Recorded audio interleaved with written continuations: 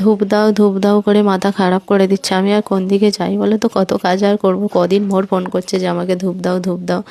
আজ ভাবলাম না, আগে ওনার ধূপটা দিই, তারপরে অন্য কাজ করব। তাই ধূপ অল্প আছে, ওই জন্য ভাবলাম ধূপ কটা আগে সেন্ড করতে বসে যাই সকাল সকাল উঠে। ওই জন্য এখানে আগে আমি ধূপ সেন্ড করার জন্য বসে গেছি। ধূপগুলো নিয়ে এখানে দেখো আমি সব ধূপগুলো গুছিয়ে নিয়েছি। তারপরেই দেখো সেন্ড করার জন্য একটা মাপের যে মগটা আছে, ওখানে আমি সেন্ট আর যে সেন্টে যেসব জিনিস দেয় সেগুলোকে ভালো করে ঢেলে নিয়ে এখানে মিক্সড করে বোতলে নেড়ে ভালো করে মিক্সড করে নিলাম। নিয়ে তারপরে দেখো ধূপগুলোকে আমি ভালো করে এখানে মগের ভিতরে সেন্ট দিয়েছিলাম, তাতে ভালোভাবে ডিপিং করে করে ধূপগুলো ডিপিং করে নিলাম। তারপর খানিকটা বোতলে ছিল, সব জায়গাতে ভালো করে সেন্টগুলো দিয়ে দিলাম, যাতে সব জায়গায় ভালোভাবে সমান পরিমাণে ধূপের সেন্টগুলো মিশে যায় এবং ধূপটা ভালোভাবে সেন্ট হয়।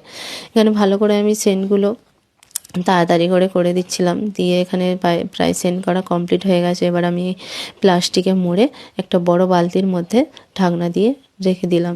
ধূপগুলো দিয়ে তারপরে ভাবলাম এখন গোটা কত পাতা কেটে নিই, কারণ বেলার দিক থেকে একটু বিড়ি বাঁধা কাজটাও করতে হবে। ওই জন্য দেখো এখানে আমি পাতা কাঁচি নিয়ে বসে পড়লাম।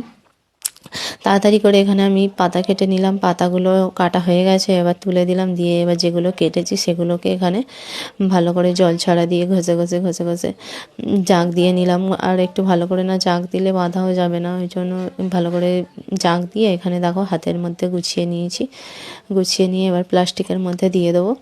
এটা জাঁক দিলে 2-3 ঘন্টা সময় লাগে, ওই জন্য আগে জাঁক দিয়ে দিলাম। দিয়ে দেখো ঝাঁটা নিয়েছি। এবারে ভালো করে ঘর দাবা ঝাড় দিয়ে ভালো করে নোংরা হয়েছিল সব ভালো করে ঝাড় দিয়ে পরিচ্ছন্ন করে দিলাম। তারপরে এখানে দেখো এঁটো বাসনগুলো আমি গামলাতে ভালো করে গুছিয়ে নিয়ে গিয়ে পুকুর থেকে মেজে আনলাম। তারপরে 2টো বালতি নিয়ে চলে গেলাম কলে জল এনে ভালো করে সারা বাড়িতে ছড়া দিয়ে নিলাম। তারপরে এখানে দেখো ঘর দাবা ভালো করে মুছে পরিষ্কার করে দিলাম।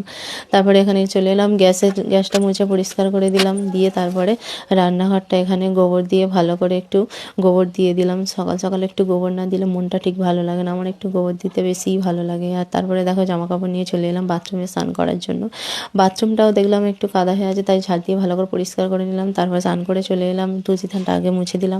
তারপরে এখানে দেখো ঠাকুরের পুজো দিয়ে নিলাম আর একটু ঠাকুরের গান করছিলাম। সকাল সকাল গান করলে মনটাও বেশ একটু ভালো থাকে, সারাদিন ভালো যায়। এই জন্য সকাল সকাল একটু ঠাকুরের গান করে নিলাম। এখানে ভোগ দেওয়া কমপ্লিট হয়ে গেছে, চলে এসেছি আমি। তারপরে ভাবলাম ছেলের খাবারটা করে নিই। এখানে দেখো খেজুর, আমন্ড, কিশমিশ, পেস্তা এসব সব কিছু দিয়ে মিক্সচার মেশিনে একটু ভালোভাবে পেস্ট করে নিলাম। আর দুধটাকে আগে থেকেই গুলে দিয়েছি। আর ভিডিও করার জন্য আমি কলাটা দিতে ভুলেই গেছিলাম। এখানে আমি দুধটা রেডি করে ছেলেকে দিয়ে দিলাম। দিয়ে ওকে ছেলের মুখ দিয়ে চলে এসছে খাবে বলে, ওকে এই যে খেতে দিলাম। আর এখন বাজে 7টা 52, আমার সব কাজ কমপ্লিট হয়ে গেছে, ওকে খেতে দিয়ে দিচ্ছি। এবার আমি বইগুলো নিয়ে চলে আসবো ওকে পড়ানোর জন্য। বইগুলো সব